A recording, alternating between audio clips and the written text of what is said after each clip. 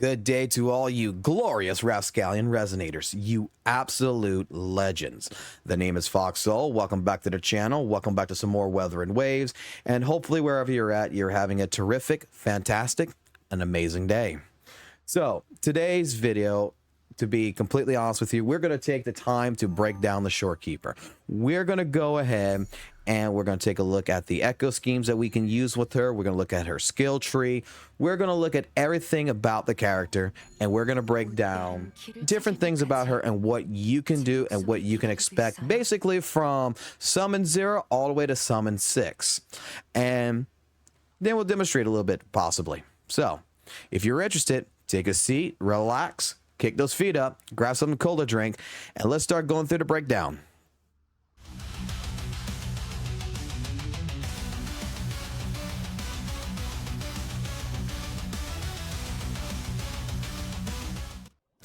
Alrighty, so we're looking into the Shorekeeper, a 5-star Spectro character that is a support healer that helps with your team's survivability, that can do a lot for your team. And we'll put it like this. Before we get into going into the weapon scheme, before we go into the Forte tree, the resonance chain, as well as the echo scheme, I'm just going to lay it out right here. Depending on the level your Shorekeeper is at will depend on pretty much where she is on par with your other healers. So what I mean by that is that this character could be very tame and do pretty much, you know, could be a pretty balanced character at one spot, and then at another spot and ongoing, especially with your resonance chain, she can legitimately blow up and be pretty much a very broken character that, in all essence, to be completely honest with you, makes her so hard for future power creeping. And we'll break all that down as we go through. So I want to break down a couple of different things. I want to start off with the weapon. I then want to get into the skill tree. Then I want to get into the resonance chain before we get into echoes. And then we'll discuss all that. All right. So let's pop on off to the next section. All right. Breaking down the Shorekeeper's signature weapon, Stellar Sympathy. It is a weapon that is based on attack and energy regen. It is a 5-star signature weapon, and depending on the level your Shorekeeper is, this weapon could either benefit you or you could skip it. I'm going to say that. I'm not sold on the weapon per se unless you hit certain levels. But let's take a read at it. When the astral involvement, you will increase HP by 12%. You will restore 8 GLYTCH Energy when casting your Resonant Liberation. This effect can be triggered 1 time every 20 seconds. When casting Resonant Skill that heals, you increase nearby party members' attack by 14% for the next 30 seconds. The effects of the same name cannot be stacked. And this is why, like I stated earlier, is that depending on the level your Shorekeeper is, and depending on if you're a light spinner, free-to-play player, you know, this weapon, in all honesty, is a skippable weapon for the majority of people, because there is 4-star weapons such as Variation, which also provides a decent amount of energy regen and attack that you probably already have if you have not used it for food to build up other weapons. But you can get this weapon, like me, pretty much easy for rank 5. Like I got 2 of them. I got a rank 4 and a rank 5 right here, for example.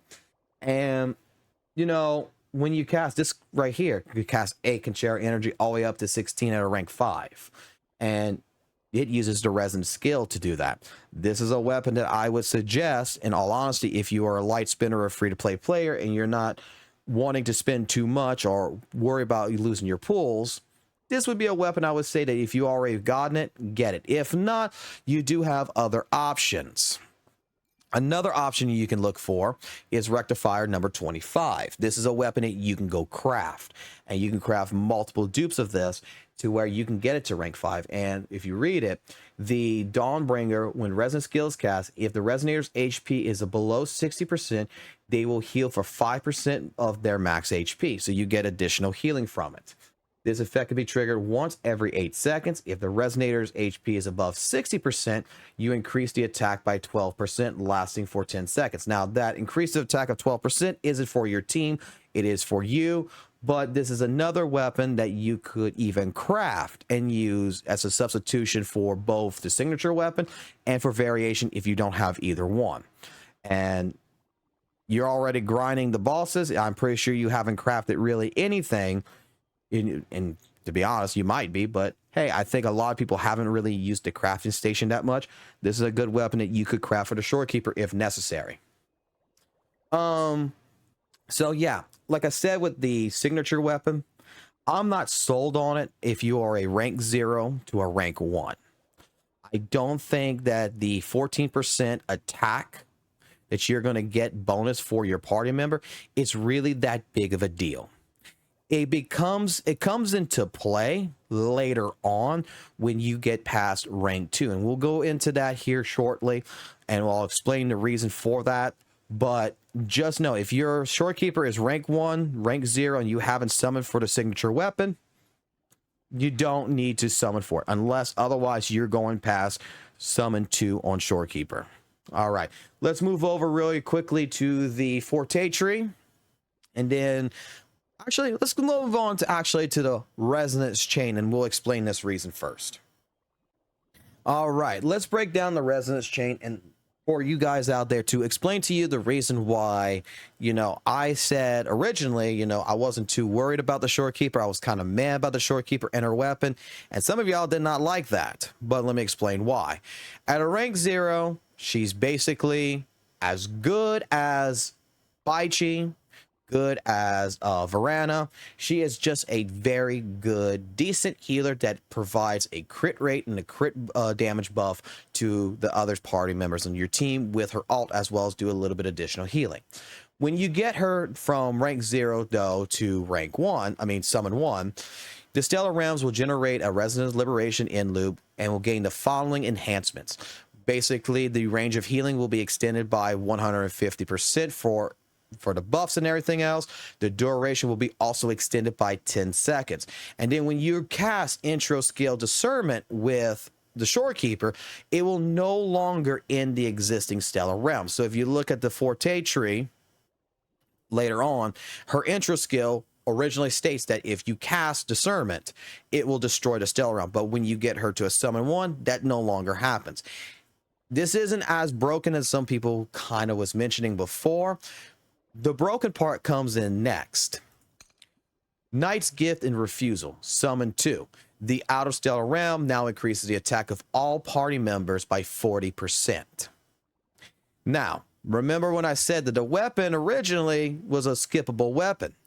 What I meant by that in previous videos was the idea is that if you are only going to be looking at her as a summon 0 or summon 1, it's not worth getting the weapon. It's worth duping the character in order to come to here, because this is a pretty big bonus, especially when you're going to add rejuvenation glow echoes on there, which is going to give you an extra 15% attack. And now with her weapon giving you an extra 14% if you get her weapon at this point, now you're looking at a 67% attack bonus on top of all nearby party members, not just 40. Plus the echo itself that we're going to be talking about later, the Phallus and No Fallen, if it is your main echo, will also provide an additional 10% attack bonus. Even Bell will do the same thing on top of that. So now we're looking at 79% if you really want to break it down.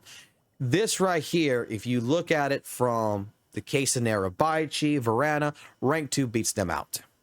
Because with them, yeah, they do increase the attack as well, but not by this much. When we get into our third summon, Infinity Awaits Me. Casting Resonant Liberation in loop grants the Shorekeeper 20 Conchero energy. This effect can be triggered once every 25 seconds. Holy moly, basically with the weapon and with this right here now coming together, the weapon now is changing with the kit. So now pretty much we're going to have almost unlimited Conchero energy, if you want to believe it or not. And we're just going to be doing our ultra skill a lot faster. Coming to where I'm at right now, though, overflowing, we are going to gain with a summon 4 70% additional healing bonus when casting Resonant Chaos Theory, your skill. This is a pretty goddamn high leap in terms of healing. You really don't need to do a 4-4-1-1-1 Echo set like I do with my Baichi. You don't need to do that with Varana.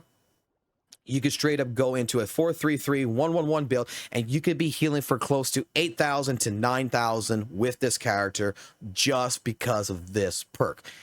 This is why her power creep for additional healers coming in the future is not going to match this. This is why I recommend, if you're a type of person that wants to skip the weapon, I would say skip the weapon, try to win your 50-50s, get to here, get the weapon, and then start trying to come here if you are summoning for additional summons. It's at this stage, summon 2, before we get to summon 4, that you want to look at getting that weapon. Moving on to Echoes and Silence, which is your summon 5, which I don't have right now, but we're planning to try to get that Friday. You will extend the ranges of pulling effect of basic attack stage 3 by 50% and iteration by 30%. So basically, we're going to be scooping up enemies, and the range has now been increased by 50 and 30%.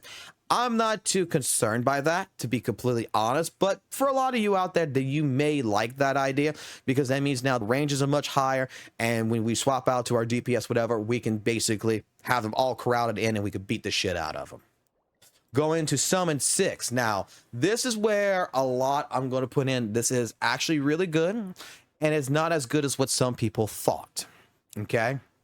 Because we did the calculations with WutheringTools.com. We tested this with full-blown echoes, perfect echoes for a DPS Shorekeeper. So to the new world, we'll be increasing the damage multiplier of the intro skill discernment by 42%. Pretty good. Casting the intro skill discernment increases the Shorekeeper's crit damage by 500%. Now, if you go read on the Forte tree, which we're going to take a look at, discernment is a guaranteed crit.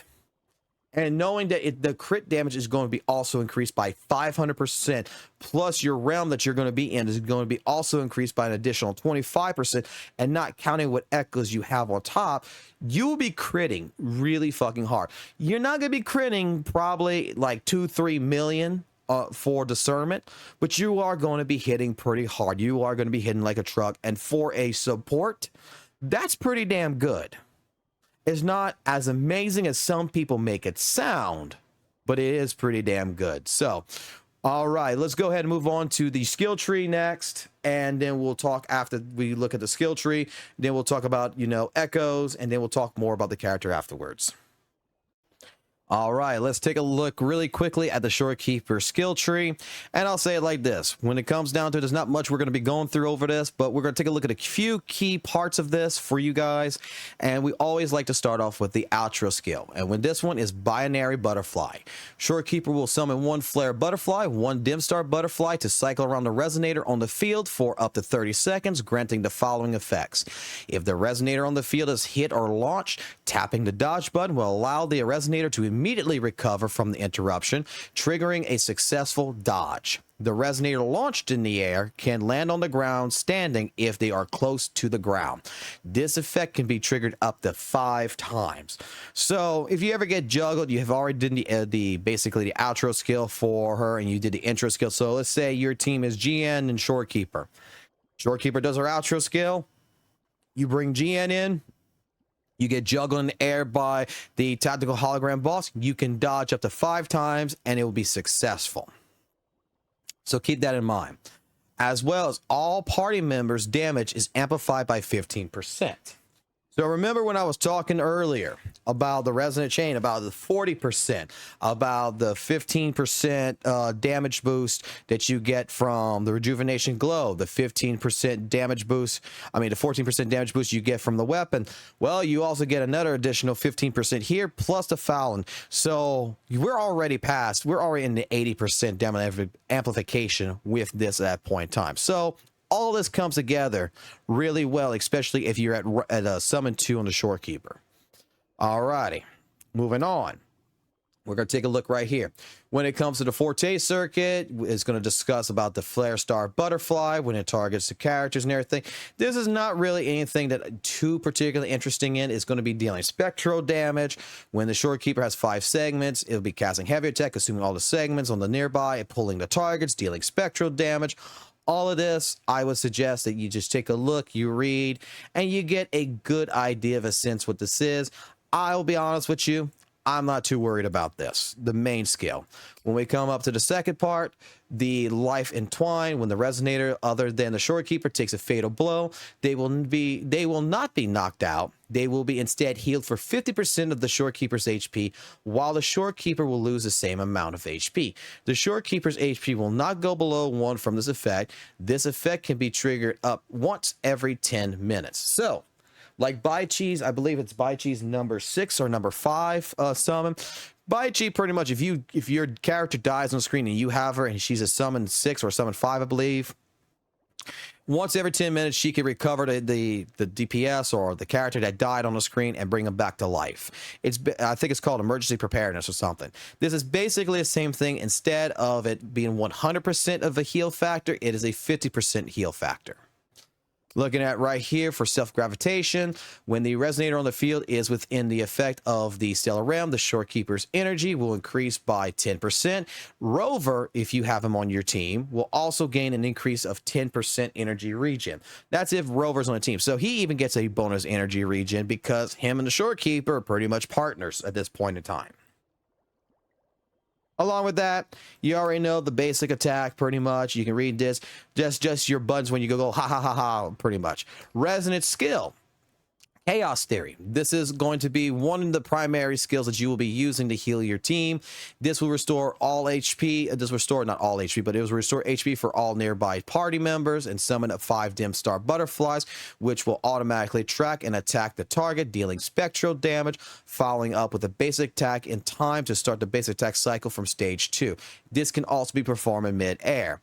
So a little bit of a good one. This is almost kind of like right here. So you will going to be dealing spectral damage, sort of like, you know, like an attack, I guess you would say, a coordinated attack in a sense. Skill wise, if you take a look, the dim star butterfly damage at rank 9 right here is 29%, and healing is going to be at 1,222 plus 5.5% of HP, and these are the two numbers that will go up. Cooldown 16 seconds. Conchero energy cost from this regen from this is 20. This is where we'll go now into the next part. We're going to save Resonant Liberation for last. But when we come into the intro skill, we have 2 different types of intro skills. We have Enlightenment, where the Shorekeeper appears to restore HP for all nearby party members and summon up to 5 dim star butterflies, which will automatically track and attack a target, dealing spectral damage. This will be considered Resonant skill damage. It's pretty good. But the one that you're going to end up trying to do, discernment.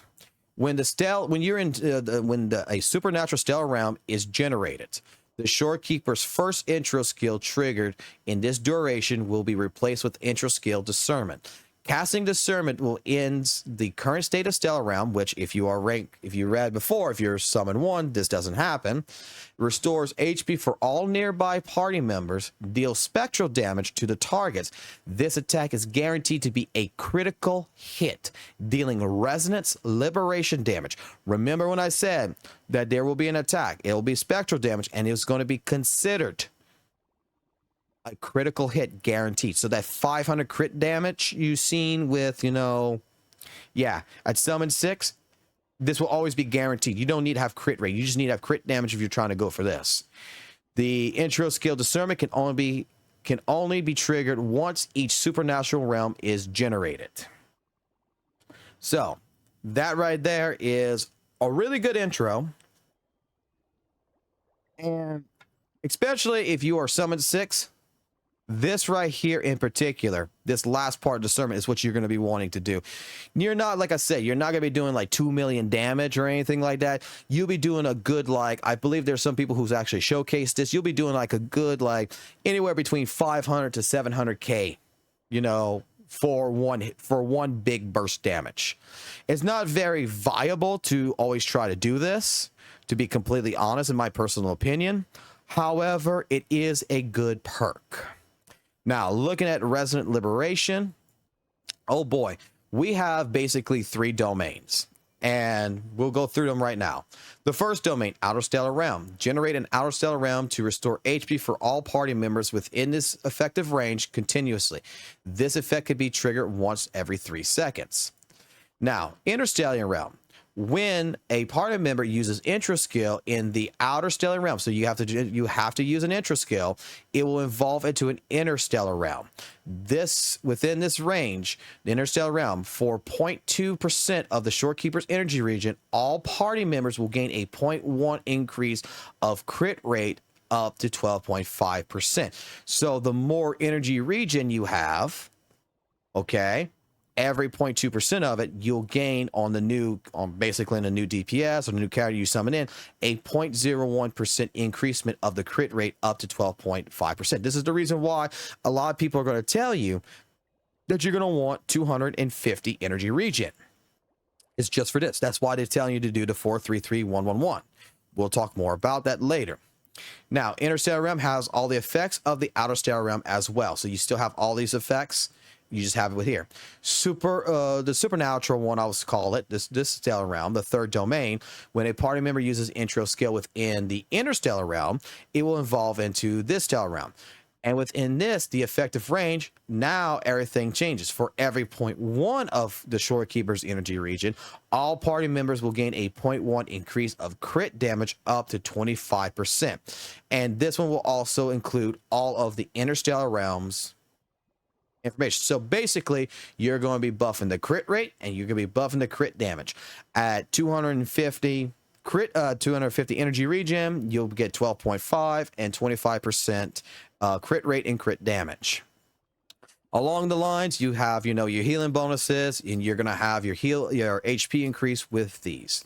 So hopefully, guys, that gives you the base information of the Fortes tree. Now we're going to get into the Echo Scheme, and we're going to talk more around pretty much some different type of builds that you can do from basically rank 0 all the way to rank 6, or excuse me, summon 6 of the Shorekeeper. Alrighty. Getting on to pretty much the next part of this is we're just going to do a little bit of a showcase. We're going to run around with her and we're going to showcase a couple of different abilities and a couple of different useless things as well.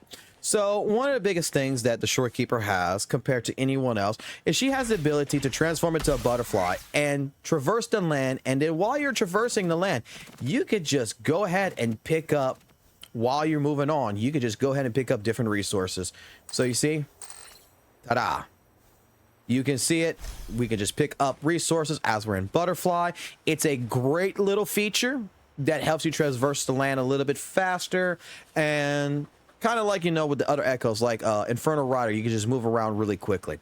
Now, something useless about it I wanted to showcase, I kind of already showcased this before, but what you could do with the Shorekeeper is you could straight up go into Butterfly mode, and if you have like an echo, like the Fallacy of the Fallen, you can run it at the same time.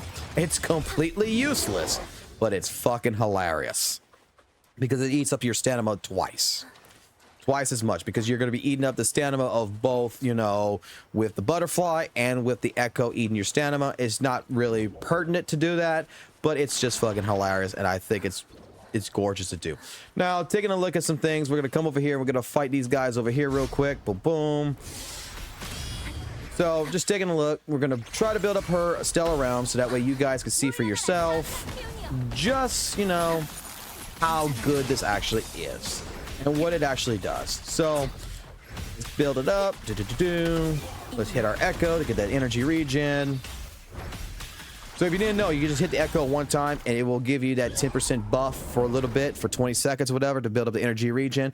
But I want you to take a look really quickly when we look at GN. GN currently is at 2,392 attack. Energy regen is at 108. Crit rate is at 41.9. And crit damage is at 250.8. Take a look at these numbers really quickly. And let's go ahead and let's cast our first domain.